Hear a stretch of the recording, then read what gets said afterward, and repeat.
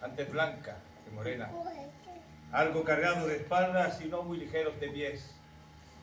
Yo, Miguel de Cervantes Saavedra. Todos me imagináis así, sentado ante una mesa, taciturno, escribiendo a la luz de una vela, en alguna estancia a oscuras en algún lugar de la Mancha. Pero pocos saben que mi vida ha sido un infernal itinerario, un abracadabrante encadenamiento de desdichas donde las letras y las armas tuvieron igual cabida. Y menos aún son los que conocen mi periplo por tierras andaluzas y la importancia que éstas tienen en el triángulo que formamos Miguel de Cervantes, Don Quijote de la Mancha y la ciudad de Vélez Málaga. Pero de eso hablaremos más tarde. Yo nací hijo de Rodrigo y Leonor y fui bautizado en la parroquia de Santa María la Mayor de Alcalá de Henares en el año del Señor de 1547. Aunque puede que naciese el 29 de septiembre, día de San Miguel, de ahí mi nombre. Mi padre, un modesto cirujano, en 1561 se trasladó con toda su familia a Valladolid. Allí fue encarcelado a pesar de su hidalguía y sus bienes fueron embargados. Dolor, miseria y vergüenza es lo primero que respiré en mi infancia y no me habrían de faltar privaciones y sinsabores. Pocos saben mis biógrafos sobre mis años de infancia y muchos son los lapsos de mi memoria. Pero no es mi labor descifrar los enigmas que aún quedan en mi vida, para eso dejo a los estudiosos. Lo que sí es cierto es que estudié en la Compañía de Jesús en Valladolid, como puede comprobarse, leyendo la detallada descripción que hago de un colegio de jesuitas en el prólogo de mi novela, El coloquio de los perros. En el 69, con 22 años, porque de mi infancia y juventud es mejor no hablar, me hallaba yo huido de la justicia española, en Italia, acusado de haber hecho heridas a un tal Antonio de Sigura, en un duelo. Fui declarado en rebeldía y condenado. Y la sentencia fue a que con vergüenza pública se me cortase la mano derecha y a 10 años de destierro de todos los reinos de España. Fue una suerte que me hallase yo huido, porque de haber perdido la mano diestra jamás hubiese escrito yo novela alguna. Allí en Roma, con recomendaciones de mi tío, empecé a trabajar con Monseñor Giulio Coaliva, que llegó a ser cardenal. Pero eso de servir no iba conmigo. Tras muchos avatares, conseguí sentar plaza como soldado en la compañía de Diego de Urbina, en el tercio de Miguel de Moncada, que en septiembre de 1571 se halló en la acción en la batalla de Lepanto, con la armada cristiana comandada por don Juan de Austria. En dicha batalla, cuando se reconoció el turco, yo me encontraba malo. Y el capitán y otros muchos compañeros me dijeron que, pues como yo estaba enfermo y con calenturas, me estuviese quedo abajo en la cámara de la galera. Y yo les contesté: señores, en todas las ocasiones hasta el día de hoy que se me han dado de guerra a su majestad y se me ha mandado, he servido muy bien y como buen soldado. Y así ahora, aunque me encuentre enfermo y con calenturas, más me vale pelear por Dios y por su majestad y morir por ellos que no quedarme socubierta. Y así, enfermo y con calenturas, peleé muy valientemente y como buen soldado, con otros 12 soldados más en un esquife contra el turco. Batalla de la que salí herido en el pecho de un arcabuzazo y de una mano de la que salí estropeado, pero jamás tuve pesar de haber participado en la más grande batalla que vieron los siglos pasados, los presentes y esperan ver los venideros. La mano siniestra no me fue cortada, sino que me quedó anquilosada. Bueno, mal sanado y peor curado, seguí peleando como soldado. Participé en la batalla de Navarino en el Peloponeso. Estuve en Túnez y de guarnición en Sicilia, Lombardía, Córcega, Nápoles. Cansados mis huesos, decidí regresar a España en una galera que zarpaba llamada Sol, pero con tan mala suerte, no sin antes conseguir cartas de recomendación de don Juan de Austria y del duque de César, y con tan mala suerte que arribando a las costas catalanas, a Palamós, nos salió al encuentro una flotilla turca, la del temido corsario Arnaút de Magui, un renegado albanés. Tras la escaramuza, mueren capitán y muchos soldados. Y yo fui hecho preso, junto con mi hermano Rodrigo, y ambos fuimos llevados como cautivos a Argel.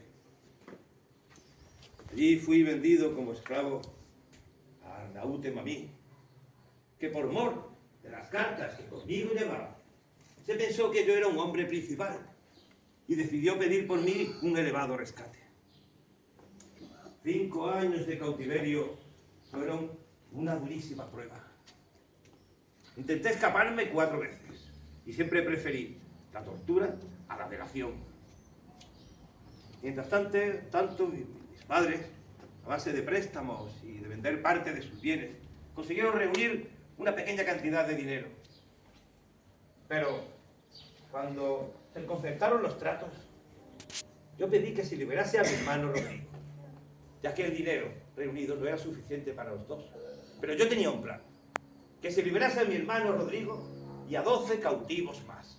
Y así se puso en ejecución mi plan.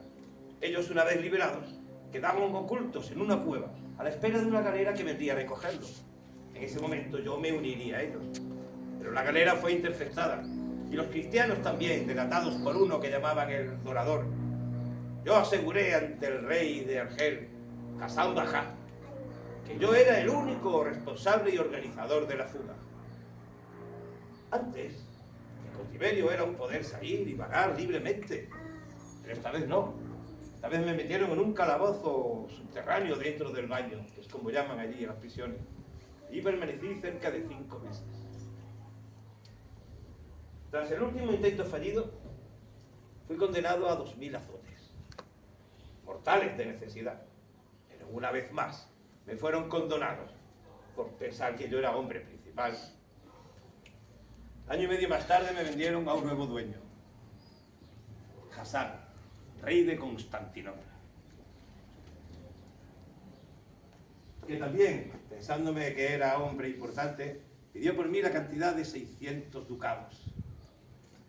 Mi madre, fingiéndose viuda, consiguió reunir 475 ducados y se puso bajo la advocación de 2 frailes trinitarios, uno de ellos llamado Gil, que a base de limosnas y otros préstamos consiguieron reunir la cantidad del rescate.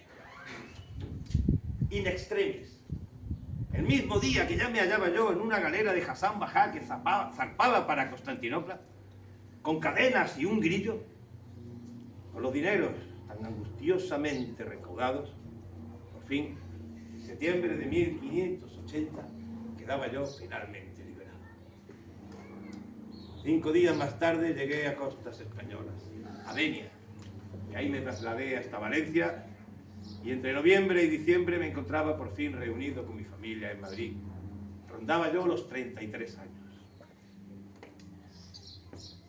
Renuncié a la carrera militar, lógicamente. Intenté sentar plaza como oficial, como funcionario de Indias, pero una vez más fracasé. En 1584, por fin, una buena noticia, contraje matrimonio con Catalina Salazar y Palacios, una joven y bella dama que no llegaba a los 20 y que aportó al matrimonio una importante dote. Por aquella época yo ya había escrito una obra importante, La Galatea, una novela pastoril por cuyo manuscrito me dieron de 1.300 reales, 1.336 para ser exactos. Eso me animó a escribir, pero sobre todo comedias, pero fui arrasado por el monstruo de la naturaleza, por el fénix de los ingenios, Lope de Vega, el vendaval lopesco, como yo lo llamo. Ay. Después, en Sevilla, fui designado al humilde cargo de comisario de abastos, con la humillante misión de requisar cereales y aceite a los pobres labriegos en nombre de su majestad para la Armada Invencible. Una vez más fui acusado de vender parte del trigo requisado y fui encarcelado, justa o injustamente. Incluso hasta fui excomulgado, sí, por mi excesivo celo recaudatorio a la Iglesia. Pero las penurias siguieron acompañándome. El rey Felipe II, acuciado por las deudas, igual que yo, pero a una mayor escala, necesitaba reunir dineros y para ello fui nombrado cobrador de impuestos, o lo que es lo mismo, comisario con alta vara de justicia de la Hacienda Real para el cobro de atrasadas tercias y alcabalas del Reino de Granada. Ahí es nada. Aquí, en este punto, es donde comienza la historia que va a unir a este castellano con estas tierras andaluzas. Pero, ahora por favor, si quieren acompañarme, vamos a traspasar estos portalones, los mismos que yo traspasé para ver al alférez mayor de la ciudad de Vélez Málaga, Diego Vélez de Mendoza.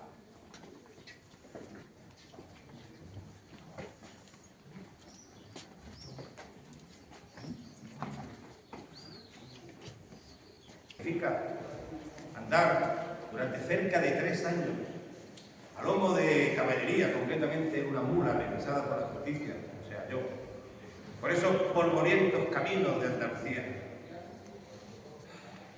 Cuando llegué a esta casa, todo me pareció un oasis, un remanso de paz, porque disponía yo oficialmente de 50 días para cobrar la partida de Vélez Málaga, que luego se ampliaron a 109, contando con la ida y la vuelta a Granada, a unas 8 leguas por día, a lomos de la mula. Yo por aquel entonces cobraba 550 maravedíes, o sea, unas 740 pesetas, no llega a 4 euros y medio. Perdón. Acabo de tener un lapso anacrónico. Perdona, que la he cagado, no lo siento. Me salió de personaje, yo no podía Miguel de Cervantes saber siquiera lo que serían las pesetas, menos el euro. Pero lo siento, pero bueno, si me disculpan, yo voy a seguir la ruta por si nada, porque hay aquí personal del ayuntamiento. Y yo mi sueldo me lo tengo que justificar igualmente. Así que si les parece, a partir de ahora. Bueno, ¿de verdad pensaban que yo era auténtico Miguel de Cervantes? Sí. Claro que sí. Tenía que tener 477 años. Lo tenía muy bien llevado. Tampoco soy un espectro, ni fantasma, ni aparición, que dicen que esta casa la tiene. Sí. Fantasma del pozo, pero esa es siempre historia. No, yo soy de carne y hueso, yo soy un actor que interpreto a Miguel de Cervantes, que interpretaba a Miguel de Cervantes. Así que a partir de ahora, si os parece, os voy a hacer de guía y os voy a comentar el triángulo que hablamos antes que existe entre Miguel de Cervantes, Don Quijote de la Mancha y la ciudad de Vélez Málaga. Para ello, pues vamos a hablar que nos encontramos en una casa que se llama tradicionalmente la Casa Cervantes, generación tras generación, se ha ido llamando así, donde se supone que Miguel de Cervantes se hospedó mientras venía aquí a Vélez Málaga a intentar cobrar los impuestos atrasados que había. Que se quedara aquí hospedado o no, bueno, eso no está demostrado. Por un lado, Miguel de Cervantes era un representante del rey, es decir, tenía cargo y anuencia de todo lo que hiciera del rey Felipe II. Pero por otro lado era un cobrador de impuestos, lo que venía era llevarse el dinero. Entonces, no se sabe. Lo que sí es curioso es que generación tras generación se sigue llamando a esta casa la Casa Cervantes. Como veis, es un palacio de estilo mudéjar, que está muy bien conservado y remodelado. Y aquí es donde se encuentra la Sala Cervantes, que es donde se resume toda la historia, como hablamos, que une Málaga a Miguel de Cervantes y a los Cervantes. Así que si os parece un poco pasar y lo voy a explicar. Pero antes me voy a permitir dos detalles, ¿no? Que desentumezca la mano. Y para poder ver los paneles voy a ir a coger mis gafas, pero eso no es una incongruencia. Porque está demostrado que Miguel de Cervantes llevaba lentes. Por una carta que escribió Lope de Vega que decía que Miguel de Cervantes llevaba lentes y que estos parecían 2 huevos mal hechos. Así que por favor, si vais pasando, voy a por mis lentes. Que luego podéis quedaros a verlos tranquilamente. Aquí contamos, bueno, esta es la caja fuerte donde el alférez mayor guardaba los dineros. Aquí tenemos este panel que cuenta la biografía de Miguel de Cervantes hasta que llega a Vélez Málaga, que es donde yo he metido la pata, ¿no? La verdad es que nos parecemos. Aunque deben saber que todos los retratos que existen de Miguel de Cervantes son posteriores a él. Están hechos a partir de la descripción que él mismo se hace, que es la que yo he leído al principio, de rostro aguileño, de frente lisa y desembarazada, cabello castaño, nariz corva, aunque bien proporcionada, las barbas de plata. O sea, esta descripción que el propio Miguel de Cervantes hace en el prólogo de las novelas ejemplares es donde se basan todos los retratos posteriores y grabados que se han ido haciendo a lo largo de la historia. Pero no, sí, ya te digo, pero porque nos basamos en el mismo texto. Entonces Miguel de Cervantes llega a Vélez Málaga y la historia es curiosa. No la nombra solamente en el ingenioso hidalgo Don Quijote de la Mancha, sino que también la nombra en su novela que se publicó póstumamente, que son los trabajos de Persiles y Segismundo. Vuelve a nombrar la ciudad de Vélez Málaga. Miguel de Cervantes llega a Vélez Málaga a cobrar impuestos y se encuentra con que las tierras estaban apretadas, es decir, que estaban agostadas, no había habido una buena cosecha. Entonces Miguel de Cervantes pues se cabrea, está negociando esa deuda, tiene que ir a Granada, volver y se queda aquí. Pero Miguel de Cervantes, en vez de cabrearse con Vélez Málaga, lo inmortaliza dentro del Quijote y lo premia de alguna manera. ¿Cómo se produce esto? Pues bueno, yo supongo que Miguel de Cervantes, cansado de andar por esas tierras polvorientas, cuando llegó a Vélez Málaga pues se lo pasó estupendamente. Se lo pasó muy bien. Dicen que entre el Percher y la ciudad de Vélez Málaga, con sus colmados y sus ventas y sus posadas, que fue una fiesta para Miguel de Cervantes. Entonces no le importó lo más mínimo que no le pagaran la totalidad de lo que se debía e incluso él puso algo de su dinero. Y el resto que faltaba se la dieron en un pagaré. Miguel de Cervantes ese pagaré lo entrega a un banquero de Sevilla pues, para cobrarlo en un tiempo prudente. ¿Qué pasa? Que en ese tiempo el banquero cae en una bancarrota y no puede pagar ese pagaré. Entonces acusan a Miguel de Cervantes de haberse quedado con esos dineros. Miguel de Cervantes le dan hasta años para que vaya justificando y nunca quiere justificarse. Pero en vez de cabrearse con Vélez Málaga, ya que por culpa de esos dineros Miguel de Cervantes es encarcelado en la cárcel real de Sevilla, que es donde se empieza a gestar lo que los estudiosos llaman la novelita, que es el primer Quijote, la primera salida de Don Quijote de la Mancha, como una especie de novela ejemplar cortita que tiene su salida, solitario, sin escudero, donde vive sus falsas aventuras y cuando llega, derrotado, le queman los libros. Esa sería la primera novela, la novelita, de donde se basa todo el resto del Quijote, la siguiente parte y la segunda parte. Entonces Miguel de Cervantes lo que hace es situar. Vamos a pasar a otra sala, por favor. Aquí tenemos otros paneles explicativos. Sevilla es donde es encarcelado y ahí se comienza a gestar el ingenioso hidalgo Don Quijote de la Mancha. Miguel de Cervantes decide situar en el capítulo 39 al 41 una novela dentro del propio ingenioso hidalgo Don Quijote de la Mancha. Una novela que se puede sacar fuera. Don Quijote no estuvo nunca en Vélez Málaga, Miguel de Cervantes sí. Pero ¿qué es lo que hace Miguel de Cervantes? Sitúa a Don Quijote en una venta cercana a Torero, en la venta de Palomeque, donde se encuentra a una comitiva, que es la comitiva del capitán cautivo, que cuenta su historia. Y ahí es donde nos trasladamos a Vélez Málaga. En el capítulo 29 al 41 se cuenta la historia del capitán cautivo Luis Pérez de Viedma, que si os dais cuenta no es más que un alter ego del propio Miguel de Cervantes, porque el capitán cautivo, que podemos verlo en este panel de aquí, nos cuenta, bueno, aquí nos cuentan un poco cómo eran los baños en Argel, las cárceles, y aquí nos cuenta la historia del cautivo que llega a Vélez Málaga. Ten en cuenta que por aquel entonces existían los piratas, el belisco, las costas estaban todas defendidas con torreones, atalayas para avisarles.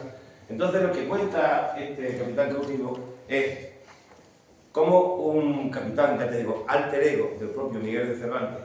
Miguel de Cervantes, cuando llegó a España después de su cautiverio, desembarcó en Denia. Sin embargo, él sitúa en las costas veleñas el desembarco de su alter ego, del capitán cautivo. ¿Por qué? Ya lo decíamos antes, se quedó enamorado de esta tierra. Entonces, ¿qué pasa? Cuando de lejos, ya dentro de la novela, ven llegar a esa comitiva vestidos con ropajes raros, pues avisan a las guardias costeras. La guardia costera al momento formó una cuadrilla y van a por ellos. Desde lejos, uno de los cautivos que iba en la comitiva, llamado Pedro Bustamante, Bustamante, reconoce en esa comitiva a uno de sus tíos. Esto es un lío que hace un poco Miguel de Cervantes porque eran de León y sin embargo reconoce a su tío aquí en Berenguer. Y entonces ahí es donde se dice la famosa frase: gracias han dadas a Dios, señores, que a tan buena parte nos ha conducido. Pues si yo no me engaño, la tierra que pisamos es la tierra de Málaga. Y vos, señor, sois mi tío Pedro de Bustamante. Curiosamente debe saber que todavía existe el apellido de Bustamante en Berenguer. O sea que Miguel de Cervantes se basa en familias reales que existieron allí. Una vez que llega la comitiva a Belén Málaga, la bella Zoraida, que es la que ayuda a escaparse a los cautivos de Argel, anda por esta zona, incluso llega y se nombra a Santa María la Mayor, donde se convierte al cristianismo. Después ya se van y ahí es donde cuentan la historia. ¿Por qué sitúa Miguel de Cervantes en Belén Málaga esta historia que puede ser su propia historia? No lo sabemos muy bien. La cosa es que Belén Málaga está, gracias a él, inmortalizado. 400 años después, Miguel de Cervantes, antes de su muerte, ya vio sacadas del propio ingenioso Hidalgo novelas, sacadas fuera del libro, porque tienen entidad propia. 400 años después, en ese panel, un estudioso de aquí de Belén Málaga, Antonio Jiménez, decidió sacar por fin esa novela de él. Y ya está publicada como El capitán cautivo, Ruy Pérez de Viedma, la historia del capitán cautivo, que por fin 400 años después ha visto. Ahí tenéis detalles, podéis ir mirando los paneles, observando unos detalles, si queréis ver el audiovisual, ahora mismo os lo ponen desde el principio. ¿De acuerdo? Muchísimas gracias a todos. Bravo, bravo.